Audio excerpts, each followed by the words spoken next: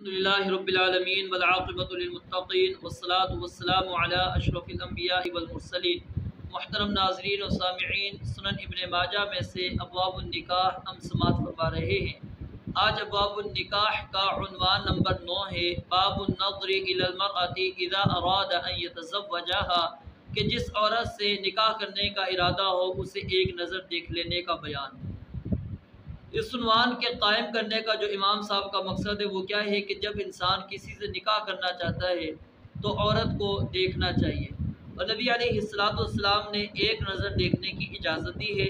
یہ نہیں ہے کہ جیسا کہ ہمارے معاشرے کے اندر ہوتا ہے کہ مرد اور عورت کو الگ کر دیا جاتا ہے کہ جی آپس میں آپ بات کریں، بات چیت کریں، ایک دوسرے کو جانیں پہچانیں، یا وقت دیا جاتا ہے جی آپ اس کو بازار لے جائیں، آپ اس کو ہوٹل کے اندر لے جائیں، آپ اس کو جو ہے نا پارک کے اندر لے جائیں، جی آپ اس کو گھمانے لے جائیں، جی ایک دوسرے کے ساتھ یہ ملیں گے، ایک دوسرے کے ساتھ ان کا تعلق قائم ہوگا، ایک دوسرے کو پہچان لیں گے۔ کیوں؟ جی انہوں نے پوری زندگی گزارنی ہے، صرف ایک نظر سے کیسے پتہ لگے گا لڑکا کیسا ہے، لڑکی کیسی ہے؟ تو یہ سارے طریقے غلط ہیں۔ نبی علیہ السلام کے اصحاب وہ عورتوں کو کس طرح دیکھتے تھے جب وہ پانی وغیرہ بھرنے جاتی یا اپنے باغ وغیرہ کے اندر یا اپنے گھر سے باہر نکلتی، یعنی موقع دیکھتے تھے کہ جہاں پر دیکھنا میسر ہوتا تو وہ نظر ڈال کر دیکھ لیا کرتے تھے۔ ایک واقعہ امام صاحب نے نقل کیا ہے مغیرہ بن شعبہ رضی اللہ تعالیٰ عنہ کا۔ ان کو نبی علیہ السلام نے کہا تھا کہ جا کر دیکھو، اور پھر وہ گئے تھے، گھر پہ اجازت مانگی اور انہوں نے جا کے دیکھا۔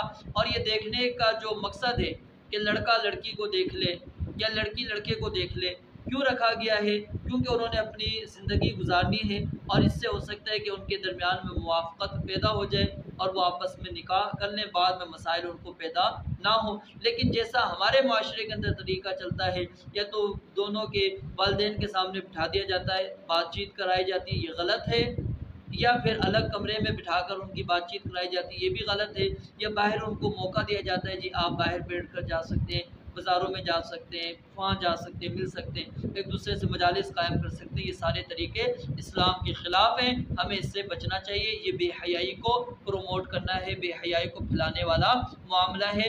یہ اسلام نے جو ایک رخصت ہمیں دی ہے اس رخصت کو ہم غلط استعمال یعنی کر رہے ہیں۔ حدیث نمبر 1864، جیسا کہ میں نے آپ کو بتایا سند کے اعتبار سے ضعیف روایت ہے۔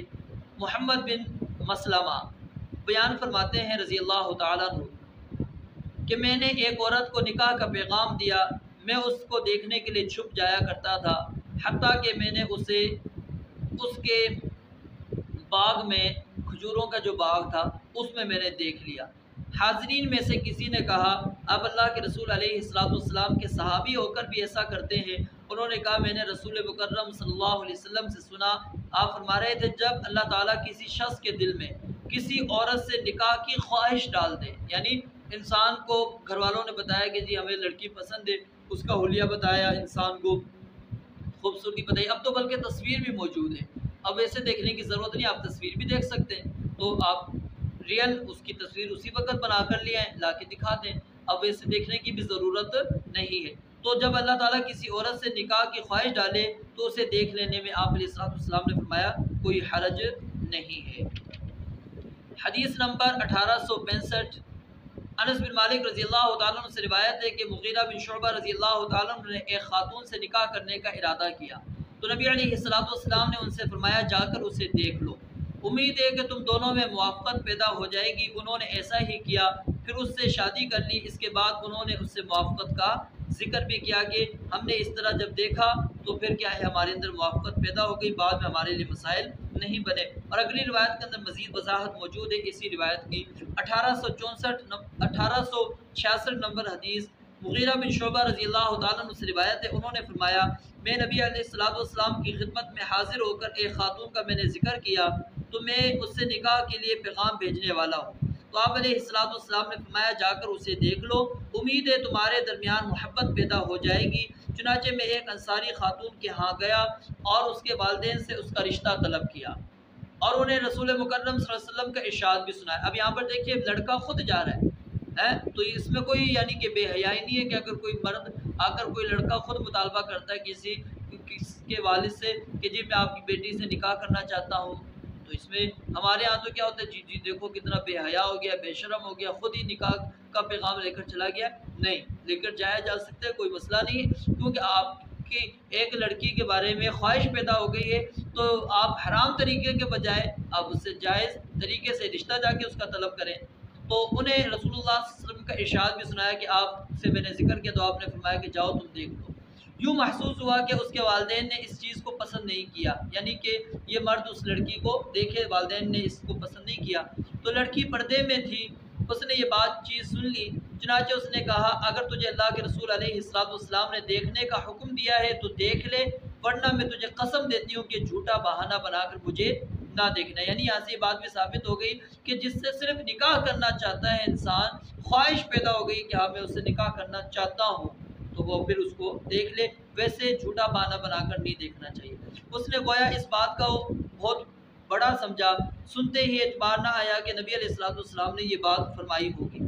تو سیدنا مغیرہ بن شعبہ بیان فرماتے ہیں میں سچ کہہ رہا تھا، اس لیے میں نے اسے دیکھ لیا، پھر میں نے اس سے شادی کر لی. پھر حضرت مغیرہ نے اس سے ہم آہنگی پیدا ہو جانے کا ذکر بھی فرمایا کہ ہمارے درمیان میں پھر ہم آہنگی بھی پیدا ہو گئی. اب یہاں پر کیا تھی کہ والدین کو جب سیدنا مغیرہ بن شعبہ نے نبی علیہ السلام کی حدیث سنائی، یہ نہیں تھا کہ ان کو نبی علیہ السلام کی بات پسند آئی، بلکہ یعنی کہ وہ ان کو یہ پسند نہ آیا کہ ہماری جوان بچی کو یہ لڑکا آ کر دیکھے. اور یہاں سے یہ بات بھی ثابت ہوئی کہ جو کنواری جوان لڑکی تھی وہ پردے میں ہی موجود تھی. اور جب اس نے نبی علیہ السلام کا فرمان سنا تو اس نے کہا کہ ٹھیک ہے تم مجھے دیکھ سکتے. اور اس میں بھی دیکھیے والدین اگر نبی علیہ السلام کے پیغام کو، آپ کے فرمان کو اہمیت نہ دیتے ہوتے تو وہ کبھی بھی اجازت نہ دیتے.